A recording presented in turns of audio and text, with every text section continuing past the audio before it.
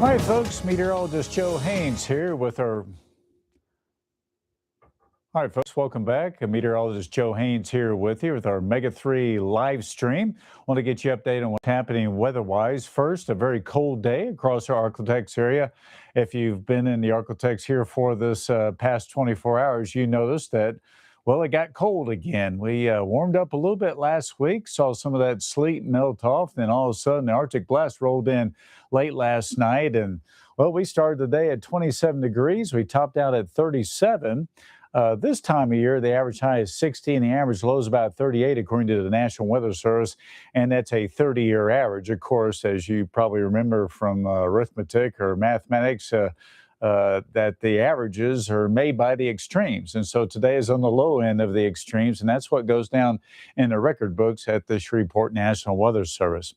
Our KTBS 3 weather watchers kind of populated across our Arklatex area. They also reported a very chilly afternoon. For example, Bertha Knight up in Nashville, Arkansas, 34 degrees. We had Joyce Sproles and Ozan at 33. Also the low 30s for Chuck Cam in Redwater, Texas. Texarkana, Reed Eisenhower had 33 today. Again, the average high close to 60 for you. Paul Picola in Hughes Springs there in the 30s. Brian Loper in Atlanta, Texas, 31. Tim Dunham over in Vivian at 36 this afternoon, so a little bit warmer in northern Louisiana, but well below the average of about 60. Bob Finchers in fabulous downtown Bellevue reported 37, and Wayne Hatfield in the Homer area, we're looking at 33, just barely above freezing for him, was sunshine today. Last week, well, we had the ice storm and we had the clouds hanging in there, and it was understandable to stay near freezing or below. But today with the sunshine, that meant it was a pretty cold day for us. Francis Moody, Cypress Lake, they're in the 30s. K-Berry and Stonewall, 35.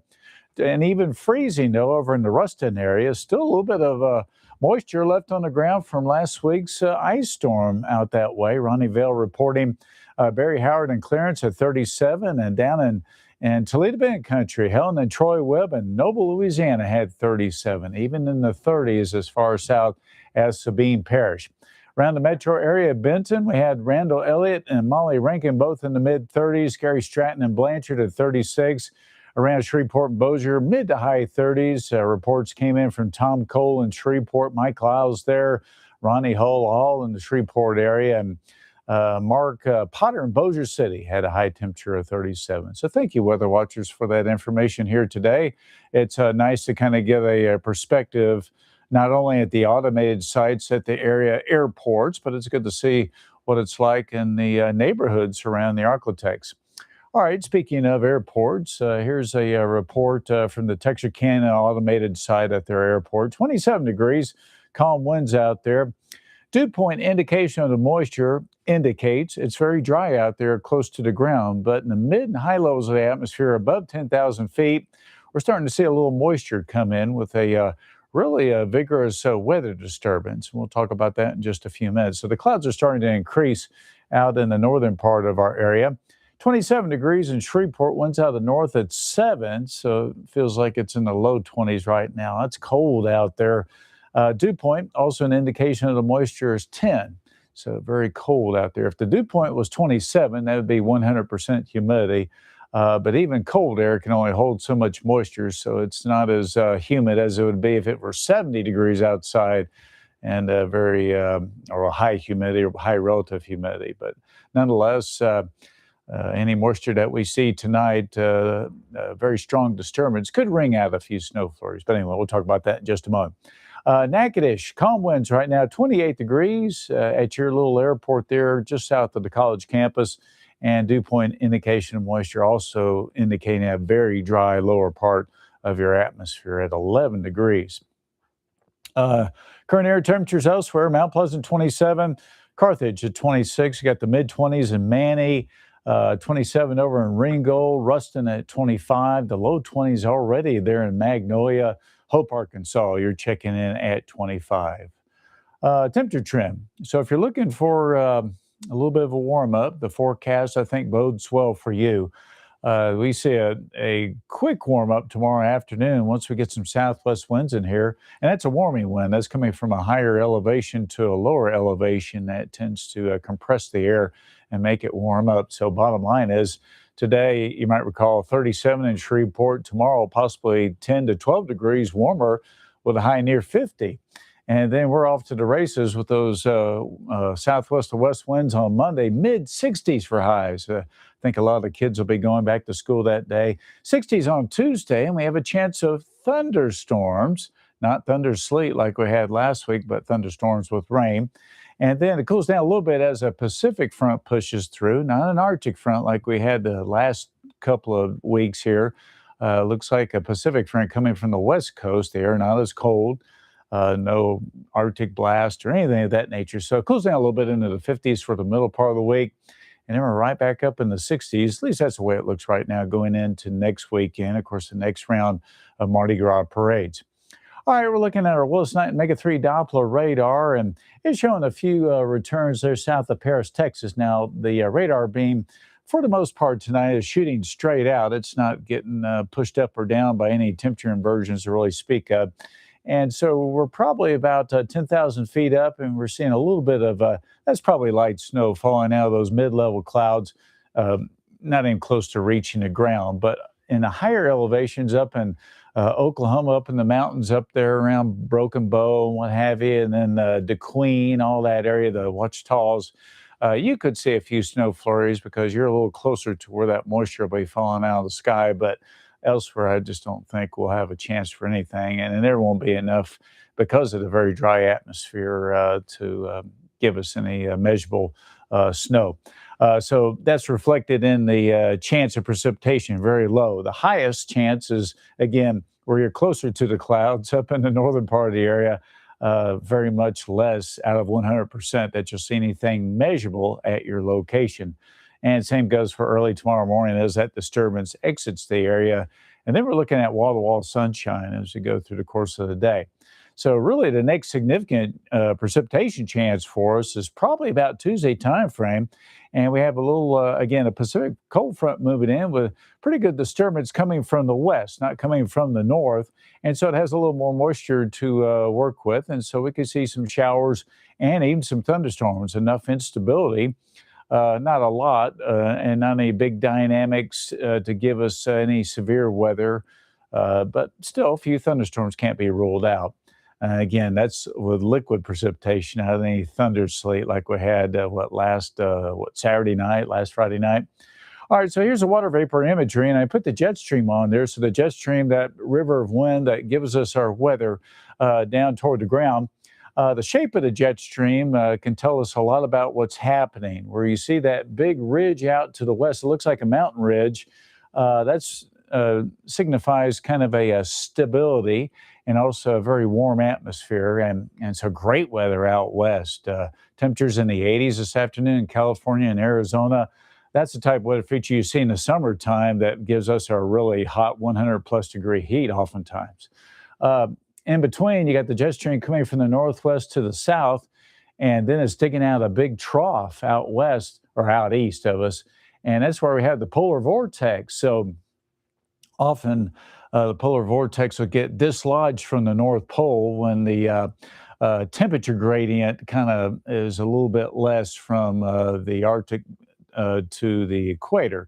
And so usually the polar jet's really strong right around the North Pole, and that keeps the polar vortex, the low in the upper atmosphere, right over the pole. But whenever you see the temperature contrast from the northern hemisphere down to the equator kind of slacken up a little bit, become less, you'll see that jet stream get a little weaker. And when it does that, it starts kind of moving around. It gets influenced by different things. And so this time around, it dug way down into the United States. Well, it brought some really cold air, but it's short-lived, though. But this polar vortex made it down into the deep south, and it's also influencing a little surface storm system, and it's pounding the East Coast with snow and blizzard-like conditions. So that's east of us. We're right here in the Arklatex, but we still have that northwest flow. And where you see the gray colors, there's kind of like a little V up there. That's the disturbance that's coming through our area tonight. So it's strong enough. It has enough dynamics to produce lift in the atmosphere. If it can scavenge any moisture, which will be more above 10,000 feet, it'll probably produce a little bit of light precipitation in the form of snow because it's that cold. But again, with it being so dry down near the ground, not expecting much out of that at all. And this type of weather pattern is so different from last week. Last week, we had the jet stream coming from the Pacific and going overhead. And so we had a whole lot of Pacific Ocean moisture above our Arctic air mass.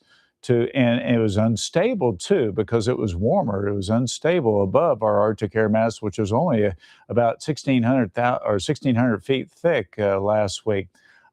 This time around, we're looking at a very thick atmosphere that's very dry, up to about 10,000 feet. And so anyway, long story short, we could see a few snow flurries, but that precipitation probably won't make it to the ground. So here's our forecast for the jet stream. The polar vortex works on up into the northeast part of the nation by about sunrise for us. We still have that strong northwest flow, and our weather disturbance is kind of rounding this little curve right around the Arctic. So it's moving out of the area. And then we head into the afternoon hours, and the polar vortex is up in New England, headed back toward Canada, and the ridge is building in across Texas. So that ridge is moving in. Now, there's a little disturbance out there, a little bend, and that could bring us some rain by about Tuesday timeframe, late Monday night and Tuesday. But having this overall pattern set up with the ridge building in, that means a big warm up for the Arctic. So if you're tired of the incredibly cold weather we've experienced, I think you'll like that extended forecast, as we'll discuss in just a few minutes. All right, so here's our satellite and radar. You can see quite a bit of snow back up along the eastern seaboard with that big storm, that blizzard going on there across the Carolinas. It's a real mess for those, especially in the outer banks of North Carolina. As for us, though, we're looking at a little increase in our cloud cover, but nothing terrible. But you do see a little bit of snow across Oklahoma showing up in the blue colors. It's starting to work down into the Arctic, so that disturbance is starting to have a little bit of a dynamic presence across Oklahoma. In other words, it's got some lift in it, and it's wringing out whatever moisture it can find. So again, northern sections of the Arctic, you might see a few snow flurries, but it's just too dry to get any accumulation. So really not a big weather player for us whatsoever. Temperature-wise, though, we're cold enough to support any kind of precipitation that falls out of the sky if it makes it to the ground. But again, too dry in the lower part of the atmosphere for that to occur. So here's precision cast. A few snow flurries possible as we go through tonight. And mostly we'll just have a cloud deck above us, overcast sky condition for a little while tonight. Then it breaks up as we head into tomorrow morning as that disturbance moves by. And then we're looking at sunshine and warm across our area for the afternoon. And with the surface high down in the Gulf, we'll pick up a southwest wind. And the southwest wind, again, coming from a little higher terrain down into lower terrain, compresses that air, and that kind of heats things up a little bit. So we start warming again, possibly 10 or plus degrees warmer for tomorrow. So it looks like a nice forecast if you're looking to dig out of this Arctic tundra and get into more Arctic weather for this time of year. All right, for tonight, about 24 in Shreveport. Cloudy and cold, few snow flurries possible up in Oklahoma and Arkansas. Chance of measurable precipitation pretty remote. Lows in the teens and 20s across our area for tonight. I think the clouds, it's been getting cold quick here this evening with mostly clear skies, but now the clouds are moving in, and that'll kind of put the brakes on that radiational cooling some. It'll still be cold out there, but probably won't get down. If we didn't have the clouds and the winds were just completely nothing tonight, we would probably drop down into the teens to near 20 area-wide, but since we have the clouds, that'll keep us up. Tomorrow afternoon, though, with the sunshine, the winds out of the southwest, we're jumping up probably in the high 40s there, and mid-40s over in Arkansas and over toward Ruston, but low 50s as you get over in the Henderson, Longview, and that area. So considerably warmer. And if you like it warm, the hits are just, they just keep on coming here. Check it out. 66 on Monday. We did start out at freezing that morning, but southwest winds up there at 15 at times will really get us up there, mid-60s. Plenty of sunshine. Clouds increasing, though, thickening up some, and we could start seeing a little bit of rain there Monday night, especially into Tuesday as that little Pacific front pushes in.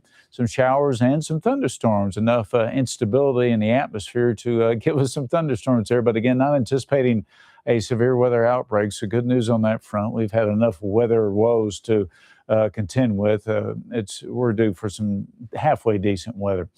Behind that little front, it cools down slightly, but it's not that Arctic air is not here this time around. It's just Pacific air. So mid 50s, a little bit cooler than average there for Wednesday and Thursday. And then we jump up to the 60s as we head into your Friday. We see that southwest wind coming back into play. Then a weak cold front kind of works into the area by Saturday, but it backs into the area. So we may just have kind of a southeast wind there for the next round of Mardi Gras, where we still warm into the 60s. Now, that forecast is an extended one that's several days away, so that's subject to change this far out. But at least the next couple of days, if you're ready for some warm air, it's going to warm up big time here. So looking good on that front. All right, that concludes this little broadcast for you. We'll be back on here in just a little while on KPXJ CW21 to give you some weather and news and sports updates. And then we'll do it again, I believe, after the basketball game here tonight on KTPS Channel 3. Both of those shows will be an hour long, so plenty of news and sports and weather to get you all caught up here for the day. Well, appreciate you watching tonight. Hope you enjoy the rest of your weekend. Take care.